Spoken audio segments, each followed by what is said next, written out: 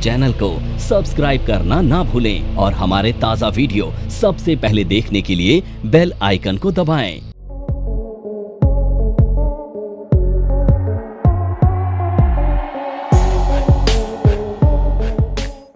Keyman insurance policy सुनी है?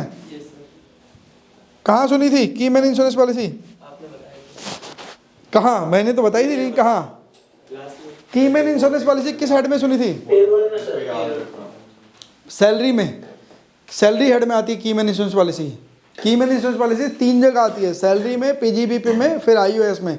फिर याद रखना आईओएस में दोबारा पूछूंगा आपसे, ठीक है? कीमैन इंश्योरेंस पॉलिसी, देखो कीमैन इंश्योरेंस पॉलिसी ना, एक इंश्योरेंस कंपनी एक प्रोडक्ट लेके आई थी।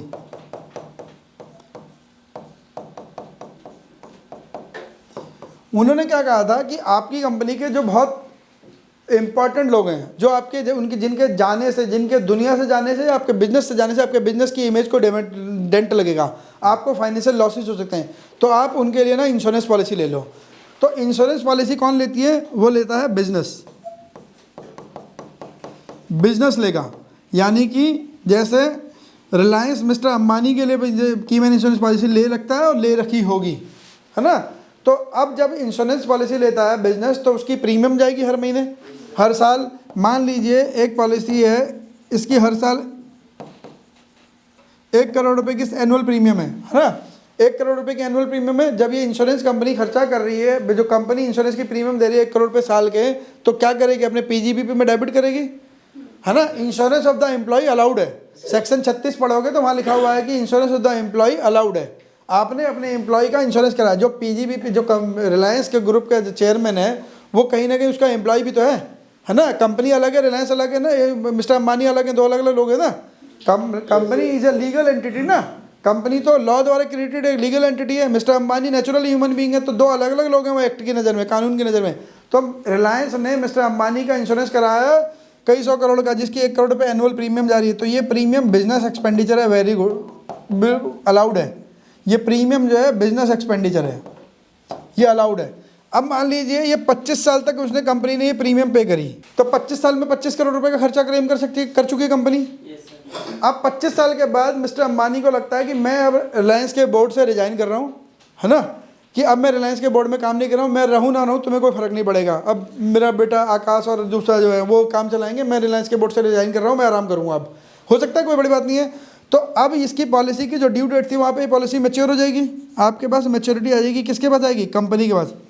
ये कंपनी के पास मैच्योरिटी आई इस पॉलिसी की, मान लीजिए 40 करोड़ रुपए की। 25 करोड़ तो आपने भरा ही था, उसका बोनस भी तो देती है, ब्याज देती है इंश्योरेंस कंपनी ना इतने साल तक। तो 40 करोड़ रुपए की मैच्योरिटी आई। ये जो 40 करोड़ रुपए अगर रिलायंस ने अपने पास रख लिए पूरे के पूरे, तो रिलायंस की क्या हो जाएगी? बिजनेस की इनकम। समझ आ गई? जब उसने प्रीमियम पे करी थी तो उसने खर्चा क्लेम करा है ना यहाँ पर, तो जब मैच्योरिटी आएगी तो क्या होगा? Business income. ये पीजीबीपी की इनकम है। क्लियर है? ऐसा भी हो सकता है कि कंपनी ये बोले, एक काम करो, 40 करोड़ आए थे, 25 तो हम नहीं खर्च करें, 25 तो तुम हमें दे दो और 15 वो मिस्टर अंबानी को दे दे। 15 टू एम्प्लॉय, है ना? जो भी एम्प्लॉय हो, अगर वो एम्प्लॉय को मिल गए तो 15 करोड़ रुपए जो एम्प्लॉय के हाथ में है वो कैसी इनकम? नहीं, सैलरी की इनकम है। Anything coming from employer to employee shall be taxed as salary. आपने 15 में ही पढ़ा है, सेक्शन 15 में बेसिस ऑफ चार्ज में ही पढ़ा है कि कोई भी एम्प्लॉयर से एम्प्लॉय को कुछ भी आएगा तो सैलरी होती है। ये एम्प्लॉय लिखा है मैंने वहाँ पे, 15 करोड़ रुपए एम्प्लॉय को मिले, कंपनी को नहीं मिले। कंपनी ने तो अपने 25 करोड़ रुपए जो खर्च करे थे वो ले लिए वापस।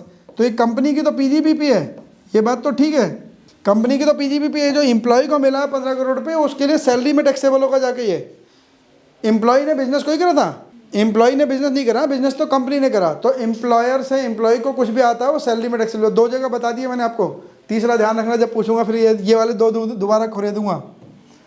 आ गया कीमैन इंश्योरेंस? अगर 25 करोड़ में से 15 करोड़ दिए हैं तो 10 नहीं ना बेटा, मैच्योरिटी में तो बेटा, मैच्योरिटी में तो सुनो बेटा, मैच्योरिटी में तो 40 करोड़ मिले ना आपको। Yes sir. 40 मिले तो 25 तो कंपनी ने इंश्योरेंस प्रीमियम पर ही था, तो कंपनी बोली ये प्रीमियम तो मेरा ही था ना, प्रीमियम तो हम वापस रख रहे हैं।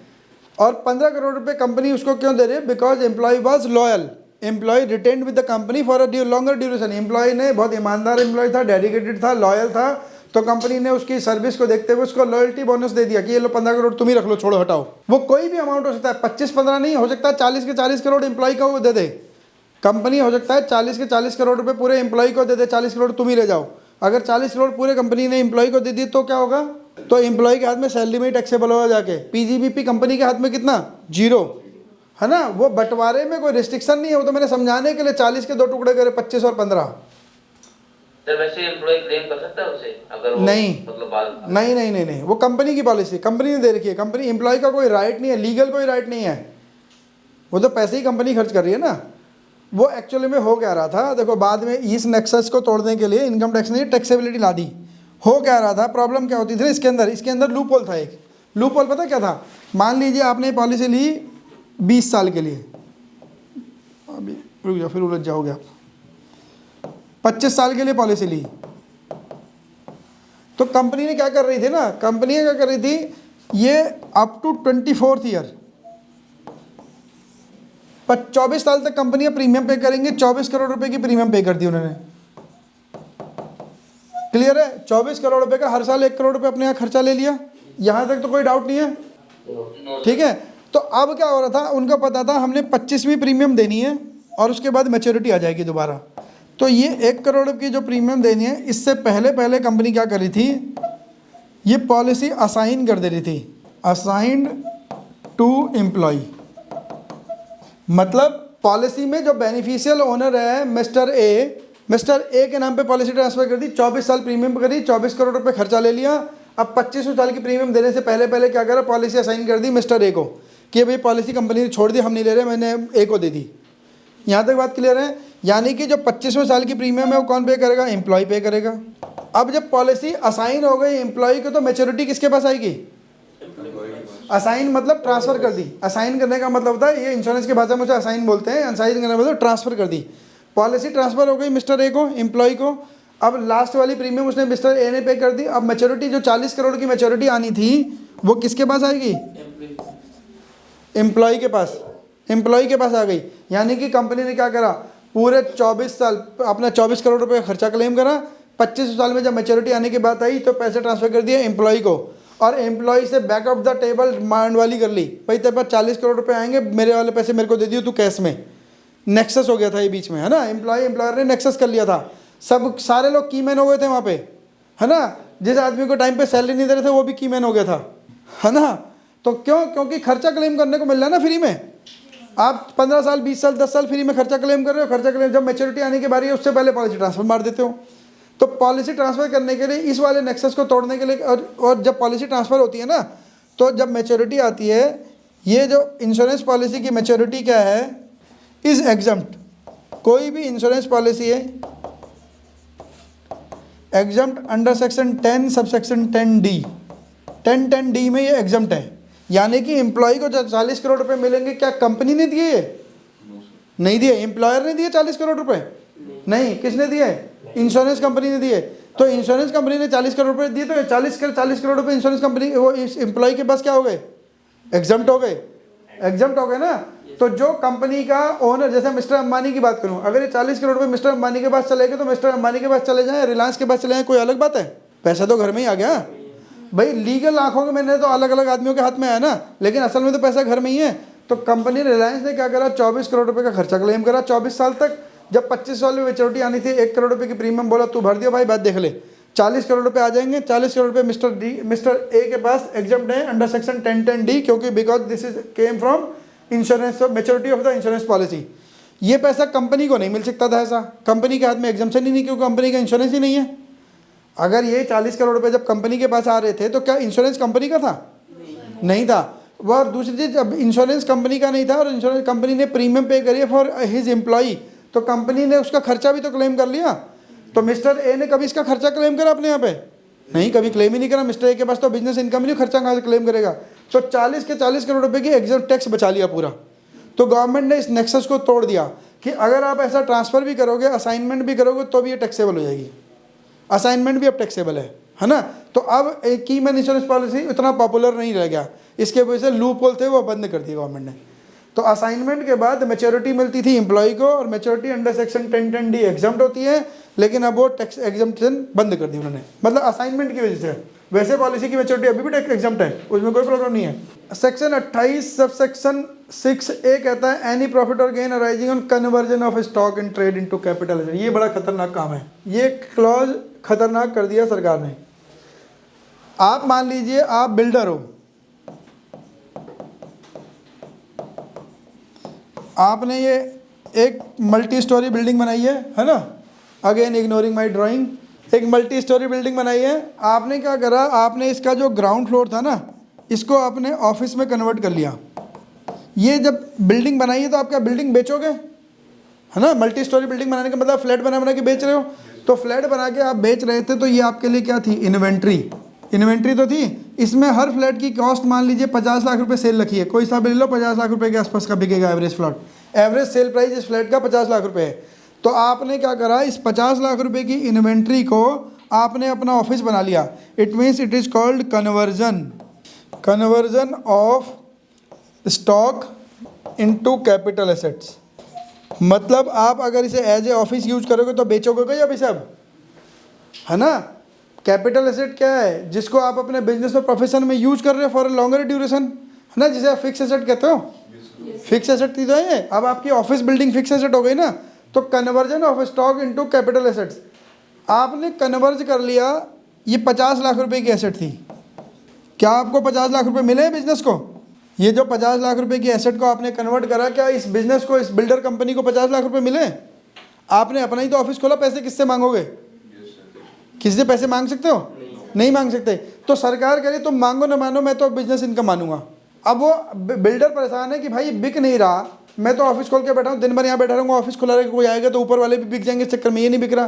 गवर्नमेंट कह रही मुझे वो वाली कहानी, मतलब तुमने या तो इसे स्टॉक में छोड़ो, जिस दिन बिकेगा तब बिकेगा, उस दिन मानेंगे। लेकिन क्योंकि अब आपने कन्वर्ट कर लिया, तो अब आपने इसमें ऑफिस खोल लिया, तो अब इसे बेचोगे कभी?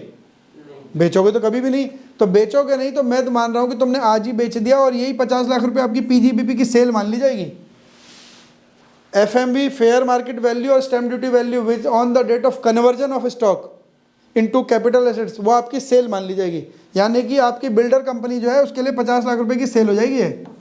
और अगर आप ज्वेलर थे, ठीक है, ज्वेलर थे, और आपने अपनी वाइफ को गिफ्ट दे दिया 10 लाख रुपए का गोल्ड की चेन उठा के दुकान में से, तो 10 लाख रुपए की सेल है आपकी, वो ध्यान रख लेना। वो आपको 10 लाख रुपए की सेल लगेगी, बिजनेस इनकम हो जाएगी। Conversion of stock into trade from capital asset, है ना। स्टॉक इन ट्रेड को कैपिटल एसेट में कन्वर्ट करने का मतलब वो आपकी सेल हो गई उसी दिन। तो वाइफ का गिफ्ट बहुत महंगा पड़ने वाला आपको, 10 लाख रुपए की सेल माननी पड़ेगी आपने, क्योंकि स्टॉक उठा के कहाँ ले गए, घर। तो बेटर था कि बाहर से खरीद लेते, है ना। तो लेकिन अगर आपने स्टॉक को कन्वर्ट कर दिया तो पैसे नहीं मिल रहे हैं आपको, लेकिन सेल मान ली जाएगी, आपको कोई पैसा नहीं मिला। अब जिस साल में बेचोगे ना, उस साल आपके लिए बिजनेस में ये कॉस्ट ऑफ द कैपिटल होगी। कभी अगर आपने 10 साल 20 साल 50 साल बाद कभी ये ऑफिस बेचा, तो उस दिन कॉस्ट ऑफ द एसेट क्या होगी, ये वाली जिस डेट पे आपने कन्वर्जन पे एफएमवी ली थी। जो बिजनेस की सेल है वही आपके बिजनेस के लिए कैपिटल एसेट की कॉस्ट है। यानी कि यहाँ पे सेल बुक करोगे और यहाँ बैलेंस शीट में फिक्स एसेट में कन्वर्ट कर दोगे इसे 50 लाख रुपए का। और बिल्डिंग पे डेप्रिसिएशन चार्ज कर सकते हो ज़्यादा से ज़्यादा, है ना। बिल्डिंग पे डेप्रिसिएशन चार्ज करोगे, और इस बिल्डिंग पे डेप्रिसिएशन चार्ज कर लिया तो हमेशा शॉर्ट टर्म कैपिटल एसेट आएगा, capital gain, short term capital gain. Long term भी नहीं आएगा, शॉर्ट टर्म कैपिटल गेन आएगा और आपके स्लैब में जाके जुड़ जाएगा वो। तो अगर कन्वर्ट कर लिया तो नुकसान है। तो इसलिए कभी भी स्टॉक की आइटम को बिजनेस कैपिटल एसेट में कन्वर्ट नहीं करना है, कभी भी नहीं करना, नहीं तो बिना बिके सेल मान ली जाएगी वो, है ना। आपने तो क्या उसका यूज बदल दिया ना। तो 50 लाख रुपए उस ऑफिस को बेच के मिले नहीं है, लेकिन सेल मान ली जाएगी, आपको उस पर सेल देनी पड़ेगी। अगर ज्वेलरी जैसी कोई आइटम होगी जिस पे जीएसटी लगता है तो आपको जीएसटी भी जमा करना पड़ेगा, आपको बाकायदा सेल्स इनवॉइस काट के टैक्स भी जमा, जीएसटी भी जमा करना पड़ेगा। तो कन्वर्जन खतरनाक काम है। बिना पैसे लिए बिजनेस की इनकम हो जाए, आपकी इनकम मान ली जाती है। ऐसा कब होता है और कि बिना कुछ कमाए इनकम मान लेते हैं? कहीं और पढ़ा था हमने? कहाँ पर? गुडविल सेल हो जाती है। सेल हो गई तो गुडविल तो पैसा मिल गया ना। मैं तो कह रहा हूँ बिना पैसा कमाए पे इनकम बन रही है आपकी। ऐसा कहाँ पढ़ा था हमने? मोमोज वाला एग्जांपल दिया है। अरे मोमोज में तो 1.5 करोड़ मिले हैं बेटा, तुम मोमोज में अटके हो अभी। साहिल 1.5 करोड़ लेके दूसरा बिजनेस कर लिया उन्होंने। मोमोज वाले की बात नहीं कर रहा, कहीं और थोड़ा आगे पीछे सोच के देखो, यहीं कहाँ अटके हो कि बिना पैसे कमाए भी आपकी इनकम डिसाइड हो रही थी। ऐसा कहाँ हो रहा था?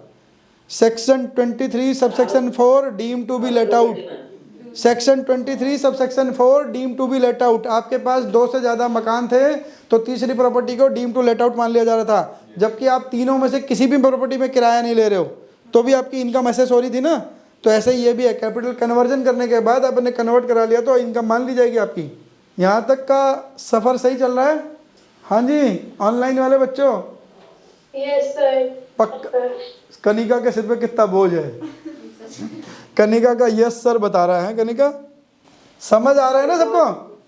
हेलो, बस बहुत भोजन सर, सुबह 8 बजे से लैपटॉप के आगे बैठती हूँ। गुड गुड, खत्म करती क्लास में। इट्स शोज योर डेडिकेशन है ना। अभी बीच में छोड़ के मत जाना, अभी और 10 मिनट और लगे, मुश्किल हार्डली 5 मिनट और हैं बस। 28 खत्म हो जाएगा, 29 नहीं चालू करेंगे, नहीं झेल पाओगे आप, क्योंकि फिर ज़्यादा हो जाएगा। तो 28 ही खत्म करना है, 28 में सारा निचोड़ आ जाएगा, क्योंकि ना। तो अगर recovery against the certain capital goods covered under section 35 AD, section 35 AD ना आपको 14 तरह के बिजनेस देता है। वो कहता है आप 14, जब हम 35 AD पढ़ेंगे उन बिजनेस के नाम भी बोलेंगे। कुछ 14 तरह के स्पेशल बिजनेस हैं। अगर आप उन बिजनेस को स्टार्ट करते हो तो बिजनेस स्टार्ट करने के लिए आपको कैपिटल गुड्स कैपिटल एसेट खरीदनी पड़ती है। प्लांट एंड मशीनरी चाहिए, कंप्यूटर चाहिए, लैपटॉप चाहिए, बहुत सारी चीज़ें चाहिए, ज़मीन चाहिए। तो वो सारी चीज़ें अगर खरीदते हो, लेकिन गुडविल और लैंड को छोड़ के, गुडविल और फाइनेंशियल इंस्ट्रूमेंट, इन सारी चीज़ों को छोड़ के अगर आप कोई पैसा खर्च करते हो कैपिटल एसेट के लिए, तो आपको 35 AD के अंदर 100% अमोर्टाइजेशन अलाउड है। ध्यान रखना, मैं डेप्रिसिएशन वर्ड नहीं बोल रहा हूँ। इन income tax sense amortisation different from the depreciation. आप आम बोल चाल की भाषा में अकाउंटिंग में से डेप्रिसिएशन ही बोलते हो। तो सेक्शन 35 AD में अगर आप 14 तरह के बिजनेस में हो और उनमें कोई कैपिटल एक्सपेंडिचर खर्च करते हो, एक्सक्लूडिंग लैंड, गुडविल और फाइनेंशियल इंस्ट्रूमेंट, उन 3 चीज़ों के अलावा कहीं और कैपिटल एसेट में पैसा खर्च करते हो, तो in the year of expense आप पूरा खर्चा P&L में डेबिट कर सकते हो। आपको अमोर्टाइजेशन अलाउड है 100% की, 100% की अमोर्टाइजेशन अलाउड है 35 AD में। इट इज़ यहाँ पे लिखा हुआ अलाउड और क्लेम्ड, मतलब अलाउड थी और आपने क्लेम भी कर ली। अगर क्लेम नहीं करी, क्योंकि 35 AD ऑप्शनल है, आपको 100% अलाउ करनी है। हर जैसे डेप्रिसिएशन मिलता है वैसे क्लेम करनी है। आप हर जगह 15% या 40%, 30%, जो भी आपकी एसेट है, आप सेक्शन 32 के हिसाब से डेप्रिसिएशन भी ले सकते हो। नहीं, अगर सेक्शन 32 के हिसाब से डेप्रिसिएशन लेना है तो सेक्शन 35 AD के हिसाब से 100% अमोर्टाइजेशन भी अलाउड है। अगर आपने 100% अमोर्टाइजेशन अलाउड क्लेम कर ली और कुछ सालों के बाद वो एसेट बेच दी, तो जो भी पैसा आएगा वो बिजनेस इनकम हो जाएगी वापस आपकी। अगर कॉस्ट से WDV से ज़्यादा बेची तो बिजनेस इनकम, अगर कॉस्ट से भी ज़्यादा बेच दी तो कैपिटल गेन भी आएगा। मतलब 100 रुपये की जब एसेट थी, ध्यान से सुनना, 100 रुपये की एसेट थी, 100% डेप्रिसिएशन ले लिया, पहले साल में उसकी WDV कितनी हो जाएगी अब? नील। WDV नील। आपने वो एसेट बेच दी 110 रुपये की, तो कॉस्ट से ज़्यादा, तो 10 रुपये हैं वो आपके लिए कैपिटल गेन है ना, शॉर्ट टर्म कैपिटल गेन, क्योंकि एक ही साल में बेच दिया आपने। और जो 100 रुपये हैं वो आपके PGBP, 100 रुपये PGBP। पता नहीं सर क्या बोल रहे हो, उंगलियों में समझ नहीं आ रहा। उंगलियों में किस किस को समझ आया था? कैपिटल किसी को नहीं आया। कैपिटल एसेट बस खत्म हो रहा है, थोड़ा सा हौसला और रखो, एक तो कोई चला भी गया बेचारा। Capital asset under section 35 AD 100 रुपये लेस अमोर्टाइजेशन 100 रुपीज़ पूरा, तो WDV कितनी? नील। अब आपने लेटर ऑन इसे सेल कर दिया। देखो, ये जो मशीन खरीदी है इसकी WDV तो जेल हुई, मशीन तो एग्जिस्ट करी है ना, मशीन कहीं चली कोई गई है ना। ये मशीन आपके पास है या नहीं है? है, खाली बुक में वैल्यू 0 हुई है अभी। तो आपने लेकिन ये मशीन को बाद में कुछ भी साल के बाद आपने बेच दिया। बेचा कितने का? केस A 110 रुपये का, केस B 90 रुपये का। यहाँ तक की बात क्लियर है? अगर आपने 110 का बेचा तो कॉस्ट कितनी थी? 100 रुपये। टू द एक्सटेंट आपने बिजनेस में खर्चा भी कितना क्लेम करा हुआ है? बिजनेस में अमोर्टाइजेशन 100 रुपये क्लेम करा है ना। तो to the extent amortisation allowed और claimed under the head of PGBP, it is the income of the PGBP। यानी कि इससे मिले थे आपको 110 रुपये, तो 100 रुपये तो आपकी PGBP की इनकम है। यहाँ तक क्लियर है? 10 रुपये क्या है आपका? Capital gain. कैपिटल गेन जो अभी हमने पढ़े नहीं, वो टॉपिक बाद में देखेंगे। अब आपने दूसरे केस में कितने की बेची, 90 की, और बिजनेस में खर्चा कितना क्लेम करा हुआ है, 100 रुपये, तो यानी कि it is below the cost, तो ये पूरी की पूरी इनकम कहाँ पर रहेगी, पीजीबीपी। समझ आई? 3580 के बिजनेस देखेंगे तो अलग से देखेंगे ये वाली चीज़, लेकिन अगर आपने कोई 35 ऐसी कोई एसेट बेची है जिसका अमोर्टाइजेशन आपने सेक्शन 3580 में ले रखा है, तो उससे आने वाली इनकम भी पीजीबीपी की इनकम कहलाएगी, to the extent it is matching with the cost of the asset. उस एसेट से कॉस्ट से आपने 110 में बेची थी ना, 110 में कैसे बेच सकते हो सकता है आपने बिल्डिंग खरीदी हो, है ना, कि बाकी प्लांट एंड मशीनरी की तो वैल्यू कम ही हो जाती है, लेकिन बिल्डिंग की वैल्यू तो एप्रिशिएट हो जाती है ना। आपने एक ऑफिस बिल्डिंग खरीदी थी किसी 3580 के बिजनेस को करने के लिए, अब बिजनेस नहीं चल रहा, या आपको वहाँ से बिजनेस फिजिबिलिटी अपनी वाली बिल्डिंग बेच के किसी और बिल्डिंग में शिफ्ट हो गए, तो ये बिल्डिंग की वैल्यू तो एप्रिशिएट हो जाएगी ना। अगर बिल्डिंग की वैल्यू एप्रिशिएट हो गई तो जितनी कॉस्ट थी उतनी तो वापस पीजीबीपी की इनकम बन जाएगी, जो उसके ऊपर है वो कैपिटल गेन बनेगा। डिपेंड करता है होल्डिंग पीरियड, वो शॉर्ट टर्म और लॉन्ग टर्म दोनों हो सकता है ना। अगर आपने 24 महीने के बाद बेची है बिल्डिंग तो लॉन्ग टर्म कैपिटल गेन भी सकता है। अभी मैंने, क्योंकि हमने लॉन्ग टर्म शॉर्ट टर्म पढ़ा नहीं है, तो इसलिए मैं आपको बोल रहा हूँ ये कैपिटल गेन है। अभी फिलहाल ये मान के चलेंगे कैपिटल 10 रुपये, पूरे 110 पीजीबीपी में नहीं जाएंगे, 100 पीजीबीपी में 10 कैपिटल गेन में चले जाएंगे। ये मैंने आपको बिल्कुल शुरू में बोला था, कोई बिजनेस की एसेट बेचोगे और कॉस्ट से ज़्यादा बेचोगे तो कैपिटल गेन में जाएगा, बिजनेस में नहीं जाएगा, है ना, शुरू में ही करा था हमने। Income from A speculative in business, speculative, हाँ जी, अमोर्टाइज एक्सपेंस, बिल्कुल ठीक कह रहे हो आप। अकाउंट्स में उसे डेप्रिसिएशन भी लिख सकते हो, लेकिन इनकम टैक्स उसे अमोर्टाइजेशन बोलता है। इनकम टैक्स डेप्रिसिएशन बोलता है जो सेक्शन 32 में आ रहे हैं, बाकियों को अमोर्टाइजेशन बोलता है वो। वहाँ पे जब सेक्शन 32 पढ़ेंगे, वहाँ पे जब इंटेंजिबल एसेट पढ़ेंगे तो वो भी अमोर्टाइज होती हैं एट द रेट ऑफ 25%, 25% से अमोर्टाइज होती हैं intangible assets, patent, trademark, goodwill अब खत्म हो गई है ना, गुडविल पे अब डेप्रिसिएशन अमोर्टाइजेशन नहीं मिलता, पहले गुडविल पे मिलता था। लास्ट ये income from speculative transaction. Speculative transaction का मतलब होता है जहाँ पे actual delivery of the goods does not take place, आप केवल प्राइस डिफ्रेंसिएशन से पैसा कमाते हो। प्राइस डिफ्रेंसिएशन से पैसा कमाने का मतलब क्या है कि आपने बोला कि ये सामान 10 रुपये का, ठीक है, आपने मेरे को क्या बोला, आपने मान लीजिए कोई गुड्स है, पर्टिकुलर गुड्स, ये मैन्युफैक्चरर है, इससे ये सामान लिया 100 रुपये में, डिलीवरी नहीं ली इसने, आपने बोला मैं 100 रुपये पर पीस दूंगा आपको, बताओ पर पीस, और एक बायर खड़ा है सामने, बायर को बोला 110 रुपये पर पीस मिलेगा, बता क्या करना है, बायर ने बोला भेज दो, तो आपने सामान उठाया यहाँ से यहाँ, आपकी कमाई कितनी, 10 रुपये।